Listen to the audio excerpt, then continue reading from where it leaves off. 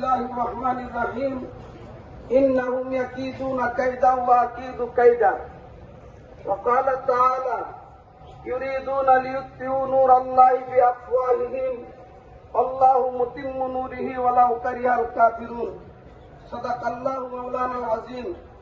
মুহতারাম হযরত উলামায়ে কেরাম, সর্বশ্রেষ্ঠ তাওহীদি জনতা, আমি একটা কথা বলতে চাই। করোনার সময় আমি এখানে এসেছিলাম। ওই সময় আমাদের টঙ্গীর ইজতেমা পর্যন্ত বন্ধ ছিল। ওই ইজতেমার মধ্যে আসার পরে দেখলাম এখানে লক্ষ লক্ষ জনতা।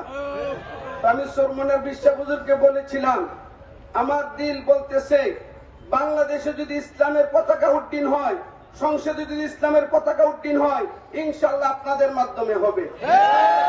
এখন এই দিন এসেছে। আমি বলতে চাই, সংসদ চলবে কোরআনের আইনে, হাইকোর্ট চলবে কোরআনের আইনে, সুপ্রিম কোর্ট চলবে কোরআনের আইনে, সমস্ত বাংলাদেশ এখন একমাত্র আলেম ওলামার আইনে চলবে। ঠিক কিনা বলেন?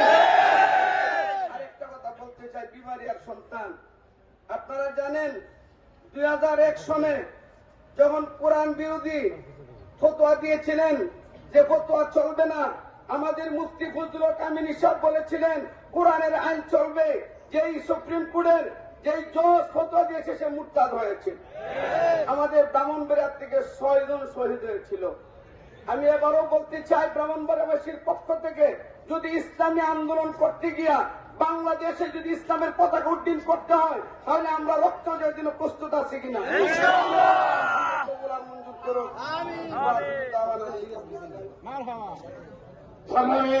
বন্ধুগণ, ওলামা মাশায়েখ সম্মেলনে এ পর্যায়ে বক্তব্য রাখবেন।